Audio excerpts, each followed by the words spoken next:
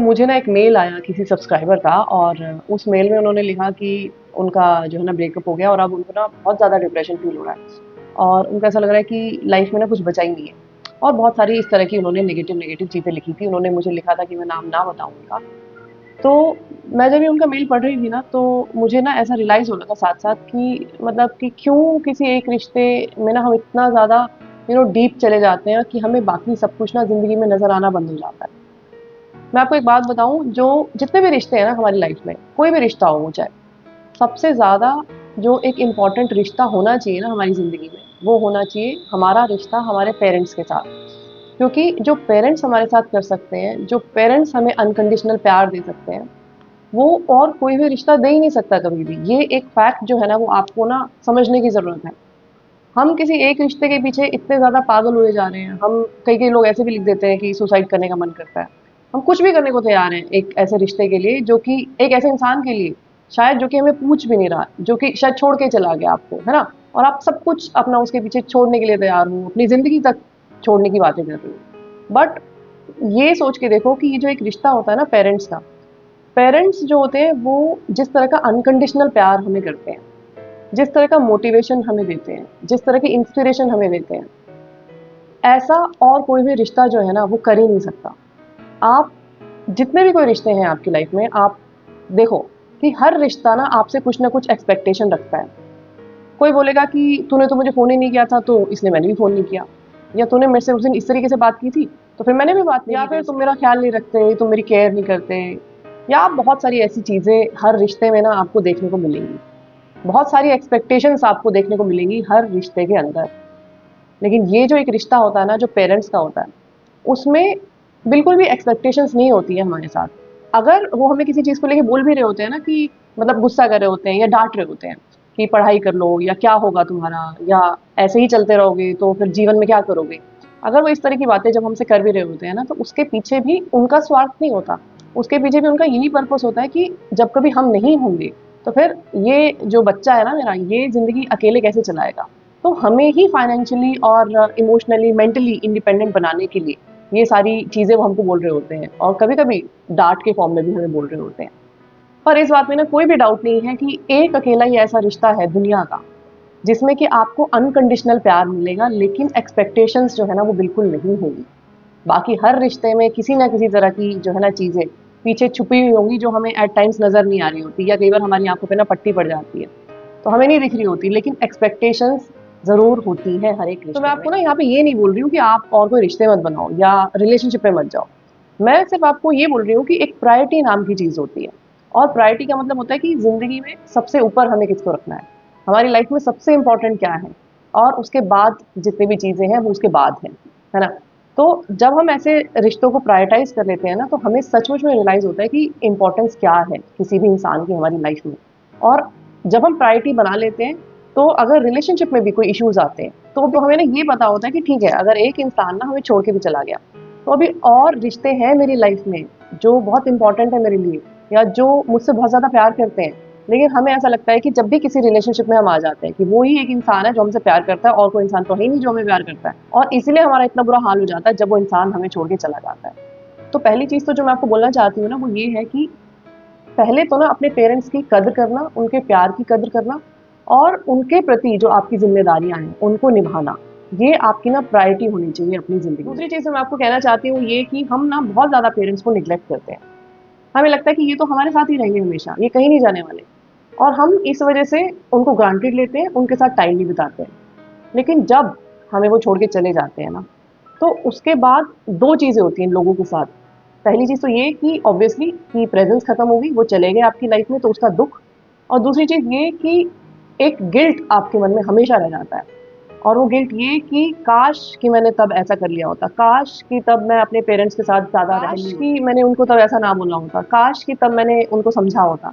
और ये जो काश होता है ना, ये हमें जीने नहीं देता।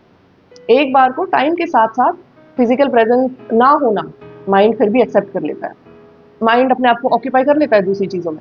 लेकिन जो वो गिल्ट होता है ना कि मैंने उस टाइम पे ये नहीं किया, या वो नहीं किया जो मुझे करना चाहिए था, वो गिल्ट जो है ना वो हमें ज़िंदगी भर जीने नहीं देता। तो अगर मैं अपनी बात बताऊँ तो मेरे पेरेंट्स तो नहीं हैं, लेकिन मैं ये कह सकती हूँ कि अगर भगवान ने मुझे कुछ बहुत अच्छा इस जन्म में दिया था ना, तो वो थे मेरे पेरेंट्स।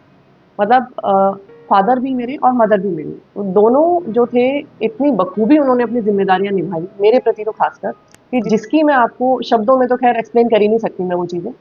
पर मेरे जो फादर थे, उनके साथ ऐसा होता था कि अगर मैंने ये बोला कि मुझे ये प्रॉब्लम आ रही है, तो he is always beside me कि हाँ, ठीक है, मैं हूँ ना, मैं देख लूँगा। या फिर मैंने अगर कभी बोला कि मुझे हेल्प चाहिए, हाँ, ठीक है, तभी के तभी वो मेरे साथ खड़े हो जाते थे। चाहे ज़िंदगी में कुछ भी हो रहा हो, कितने भी अप्स एंड डाउन्स आ रहे हों, लेकिन जो मेरे फादर थे, वो हमेशा एक पिलर की तरह मेरे साथ रहते थे। तो मुझे कभी ऐसा फ़ील ही नहीं होता था कि कभी भी एक जो है ना इनसिक्योरिटी होती है ना हमें लाइफ़ में कि अगर ऐसा हो गया तो, वैसा हो गया तो क्या होगा? तो वो इनसिक्योरिटी वाला फैक्टर मुझे कभी फ़ील ही नहीं हुआ। क्योंकि मुझे पता है कि अगर कुछ भी ज़रा-सा भी ऊपर-नीचे होगा तो वो मेरे साथ खड़े हुए हैं। और अगर मैं मदर की बात करूँ तो जितना अनकंडीशनल प्यार उन्होंने दिया, वो प्यार ख़ैर मैंने और किसी रिश्ते में कभी महसूस किया ही नहीं। और मैं आपको ना यहाँ पे एक और बात बताऊँ अगर, तो एक ऐसा टाइम आया था हमारी फैमिली के ऊपर कि जहाँ पे कुछ क्राइसिस हुआ फैमिली में और मेरे पेरेंट्स को और मुझे एक रेंटेड हाउस में शिफ्ट करना पड़ा, कुछ रीज़न्स की वज़ह से। और वो जो साल थे ना मेरी ज़िंदगी के, जब मैं और मेरे पेरेंट्स सिर्फ़ हम तीनों एक रेंटेड जगह पे रह रहे थे, करीब-करीब 6 साल ऐसे थे। तो वो 6 साल मेरी ज़िंदगी के ना सबसे खूबसूरत साल थे। और वो जो रेंटेड जगह थी ना, वो सिर्फ़ 26 मीटर की थी, मतलब 26 मीटर का स्पेस था, उस 26 मीटर में हम रहते थे। तो आप सोच सकते हो कितना छोटा-सा घर होगा। बट स्टिल बहुत सारे फाइनेंशियल कंस्ट्रेंट भी थे, पैसों की भी प्रॉब्लम थी उस टाइम पे। बट फिर भी हम तीनों जो थे ना, वो उस टाइम पे सबसे ज़्यादा खुश थे। और मैंने पर्सनली जो है बहुत क्वालिटी टाइम बिताया अपने पेरेंट्स के साथ, मतलब बहुत टाइम स्पेंड किया है। मैं कुछ और करती नहीं थी, मैं सीधा कॉलेज से आने के बाद अपने पेरेंट्स के साथ रहती थी। और वो जो मैं आपके साथ गिल्ट की बात कर रही थी ना कि हम अपने पेरेंट्स के साथ टाइम नहीं बिताते, हम बाकी सारे रिश्तों में अपना कुछ ना कुछ ढूँढते रहते हैं कि पता नहीं हमें वहाँ से क्या मिल जाएगा। लेकिन फॉर्च्यूनेटली मेरे साथ ऐसा नहीं था।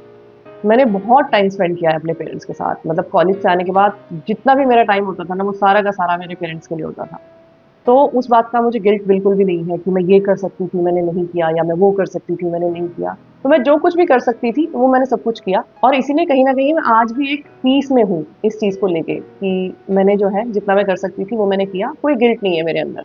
हाँ, प्रेज़ेंस ना होने का एक दुःख है, लेकिन वो चीज़ें इनेविटेबल हैं, आप उसके लिए कुछ नहीं कर सकते। तो वो एक अलग चीज़ है, लेकिन गिल्ट कोई भी नहीं है। तो इसलिए अगर आपके पेरेंट्स हैं आपके पास, तो चाहे ना आप आधा घंटा उनके पास जाके बैठो। अगर आपको ऐसा लग रहा है कि आप इंट्रोवर्ट हो, रिज़र्व हो, ज़्यादा बात नहीं करते हो, तो बात मत करो। बट फिज़िकल प्रेज़ेंस भी बहुत ज़्यादा मायने रखती है।